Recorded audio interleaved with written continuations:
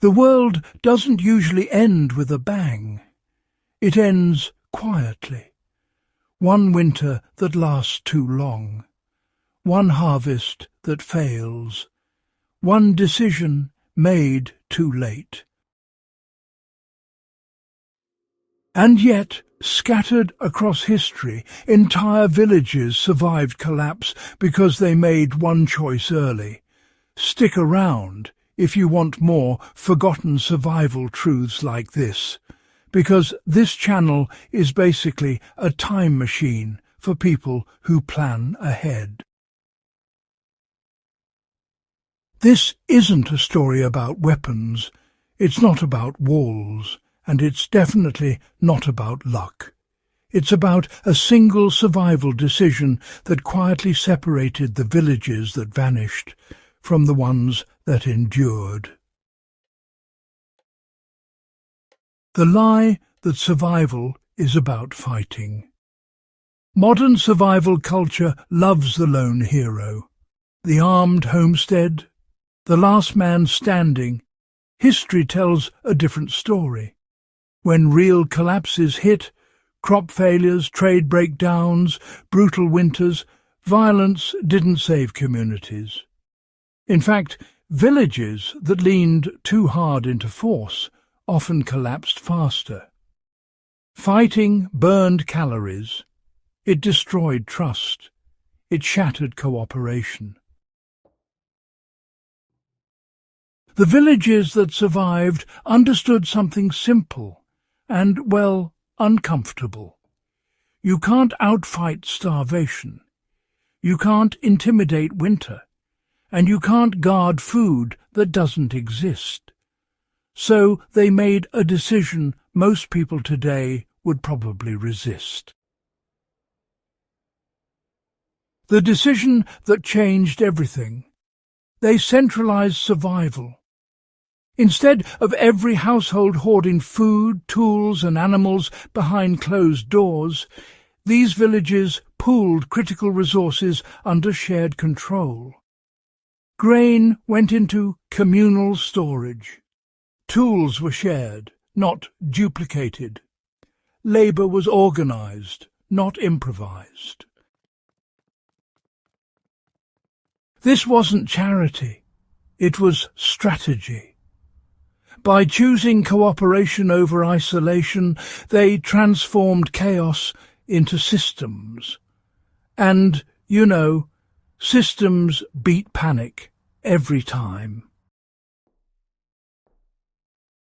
Why shared storage saved lives?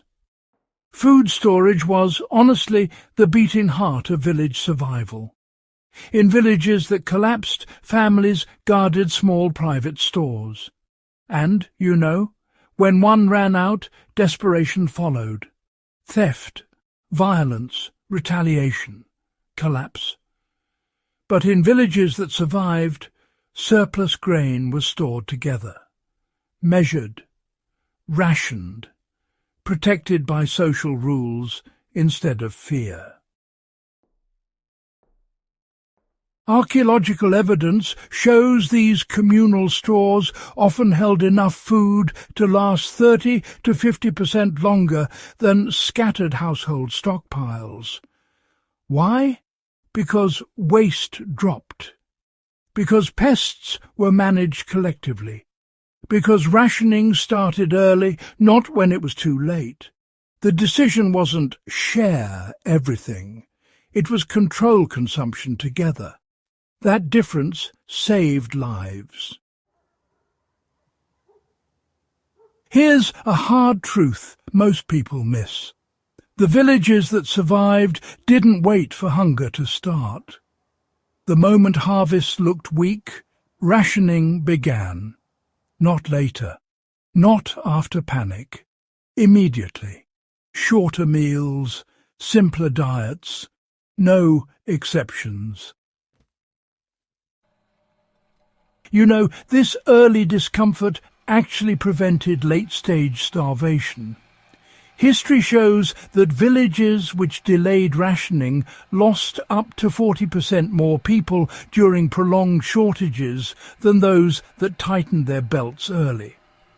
The survivors, well, they understood math better than emotion. Calories are time, and time really is survival. Another pattern shows up again and again. Villages that survived had clear leadership during crisis. Not tyrants, not warriors, coordinators. Someone counted grain, someone assigned labour, someone enforced rules fairly. When leadership was absent, every decision became an argument. But when leadership existed, even bad news became manageable. These leaders didn't promise comfort, they promised survival, and people followed because the system worked. Here's the part modern preppers often get wrong. Self-sufficiency didn't save villages. Interdependence did. No household could do everything well. One had strong backs, another had tools, another had knowledge passed down quietly. By pooling strengths, villages reduced failure points. When one family lost livestock, the village absorbed the shock. When one worker fell sick, labour shifted. Collapse punishes isolation. Resilience rewards connection. Some villages rejected this approach. They believed private stockpiles meant freedom. They resisted shared rules. They delayed hard decisions. History is blunt about their fate. Food ran out unevenly. Trust evaporated. Violence followed scarcity. Once cooperation collapsed, recovery became impossible, even if resources still existed. The decision not to centralize survival was often the decision to disappear. This isn't about going full communal overnight. It's about recognizing that in real collapse scenarios, systems beat stockpiles. Shared planning, agreed rules, early action. The villages that survived weren't richer, they weren't luckier, they were organized. They made one decision early. We survive together, or we don't survive at all. Here's the rule history whispers, but never shouts. Survival isn't about having more than others. It's about lasting longer together. That one choice, centralizing resources, rationing early and committing to cooperation, saved entire villages while others vanished without a trace. And that lesson still applies today.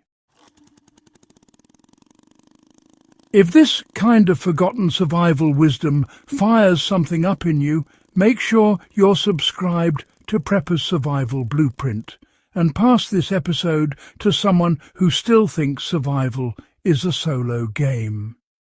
History already tested that idea, and it didn't end well.